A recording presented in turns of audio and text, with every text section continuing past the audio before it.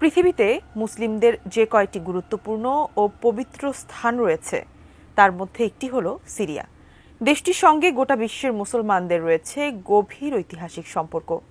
আজ থেকে 1400 বছর আগে বিশ্বনবী হযরত মুহাম্মদ সাল্লাল্লাহু আলাইহি ওয়াসাল্লাম সিরিয়া নিয়ে কিছু গুরুত্বপূর্ণ ভবিষ্যদ্বাণী করেছিলেন, যার অনেক কিছুই বাস্তবায়িত হওয়ার পথে।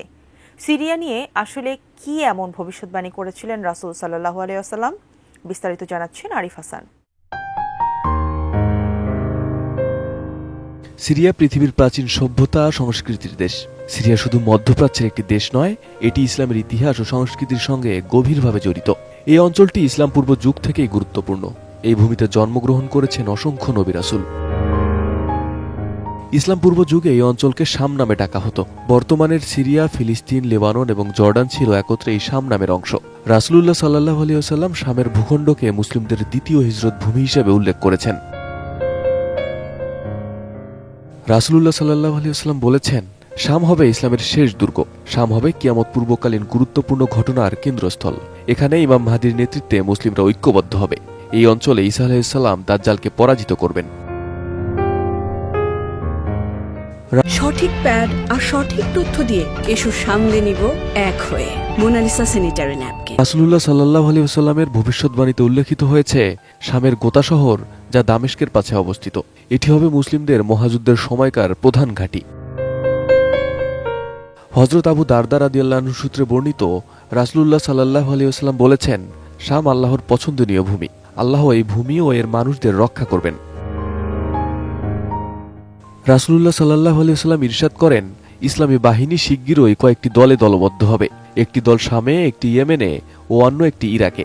ইবনে হাওয়াল রাদিয়াল্লাহু আনহু জিজ্ঞেস করেন, হে আল্লাহর রাসূল, আমি যদি সুযোগ পাই তখন আমি কোন দলটিতে যোগদান করব তা বলে দিন। রাসূলুল্লাহ সাল্লাল্লাহু আলাইহি ওয়াসাল্লাম বলেন, তুমি শামের বাহিনীতে থাকবে, কেননা তা আল্লাহর পছন্দনীয় ভূমির একটি। সেখানে তিনি তার সর্বোৎকৃষ্ট বান্দাদের একত্রিত করবেন। আর যদি তুমি তাতে যোগদান না করো তাহলে তুমি ইয়েমেনের বাহিনীকে গ্রহণ করো, আর তোমরা শামের কূপ থেকে পানি গ্রহণ করো, কেননা আল্লাহ আমার জন্য অর্থাৎ আমার উম্মতের জন্য শাম ভূখণ্ড এবং তার বাসিন্দাদের দায়িত্ব গ্রহণ করেছেন। আবু দাউদ, হাদিস 2483। হাদিসে উল্লেখিত হয়েছে, শামের ভূমিতে বিশেষ আধ্যাত্মিক ব্যক্তিরা অবস্থান করবেন। তাদের বরকতে এই ভূমিতে শান্তি ও নিরাপত্তা বজায় থাকবে। রাসূলুল্লাহ সাল্লাল্লাহু আলাইহি ওয়াসাল্লাম দাজ্জাল সম্পর্কে বলেছেন, দাজ্জাল শাম ও ইরাকের মধ্যবর্তী এলাকা থেকে ফাসাদ সৃষ্টি করবে। এরপর ঈসা আলাইহিস সালাম দামেস্কের পূর্ব প্রান্তে একটি শুভ্র মিনারের কাছে অবতরণ করবেন এবং দাজ্জালকে পরাজিত করবেন। রাসূলুল্লাহ সাল্লাল্লাহু আলাইহি ওয়াসাল্লাম আরও বলেছেন, অচিরেই মুসলিমরা শাম বিজয় করবে এবং এই ভূমি হবে মুসলিমদের নিরাপদ আশ্রয়।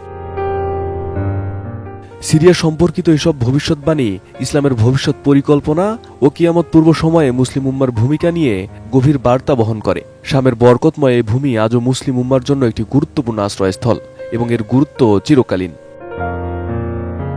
Arif Hasan, ATN news.